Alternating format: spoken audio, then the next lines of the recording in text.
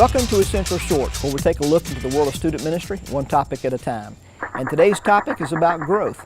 Growing student ministry, deeper and wider. If you've been around youth ministry very long, then you've observed how some student ministries seem to grow wide, but have little to show for it when it comes to growing deeply devoted followers of Christ.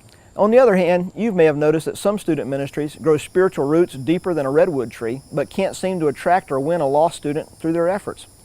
So today we're going to consider 7 essential steps you can take to grow your student ministry both deeper and wider. The list we're going to overview is a summary of sorts, a collection of responses that surfaced from a combination of student ministry consult interviews and surveys.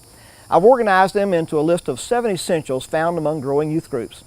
This list reflects part-time and full-time ministries without regard to level of professional youth ministry training achieved by volunteers or paid staff leaders.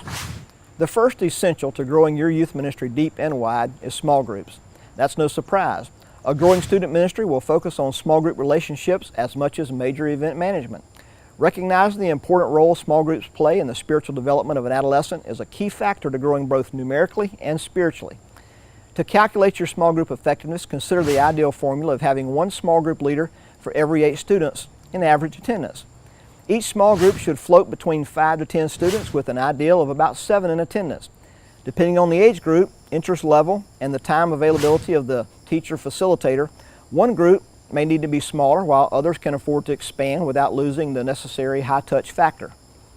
So if you'd like more information on the role of small groups, check out our training video on our YouTube channel titled The Importance of Small Groups. So back to the list. So the first essential is the importance placed upon small groups, and the second essential practice of growing deeper and wider is a focus on excellence. Quality excellence.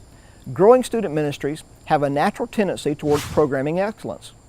The idea is that growing ministries strive for producing programming that is perceived as high quality, regardless of whether it's not high quality compared to, say, star-powered megachurch. To the parents and the youth involved in it and who serve within it, this ministry is perceived and received as programming excellence. Even if it's not Disney quality, it's considered top shelf by comparison. So the first essential is small groups. The second is a pursuit of excellence. And the third essential is placing a high value on involving students. Growing student ministries will look for opportunities in which to place students into leadership roles. They want students to be personally involved in accomplishing their mission, their vision, and their weekly ministry gathering. They know the value of students developing spiritually through doing, through preparing, and through personal involvement. This essential recognizes the fact that student leadership cannot be limited to those who play and sing with the praise band, are extrovert or popular. It must be for all. The fourth essential is to avoid failed ministry repetition. Growing student ministries strive not to repeat unproductive ministry programming or events. Growth happens with those who are willing to discard or conclude a ministry that has proven to be unproductive over time, with a best effort expended to see it be successful. If you've given your best effort at making a ministry productive to no avail, then you must have the courage to discontinue it. Remember, an unproductive ministry due to programming ignorance or laziness is not the same as an unsuccessful ministry. So don't give a poor effort towards a ministry endeavor, and when it doesn't produce, declare it unsuccessful. More appropriately, it would be that your effort or lack of effort prevented it from ever really having a healthy chance at succeeding. Number 5, growing student ministries identify and encourage one another using a floodlight rather than a spotlight.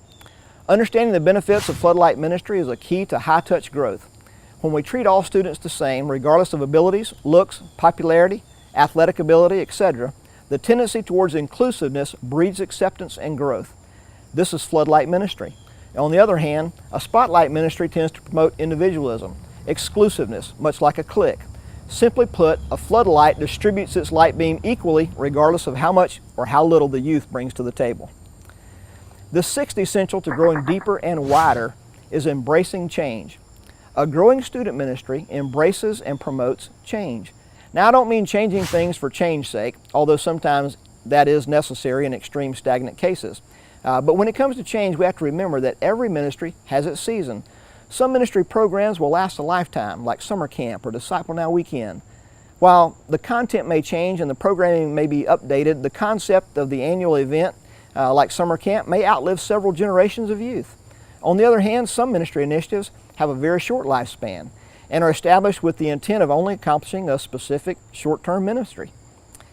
Be honest as you evaluate ministry and be confident in making necessary changes. Knowing when it's time to conclude a particular ministry program must be bathed in prayer and executed with humility and confidence. The seventh and final essential to growing deeper and wider is celebrating parent involvement. A growing student ministry will celebrate involvement and participation from parents and other adults. More than chaperones, these adults are youth-friendly. They choose to invest in the spiritual development of teenagers.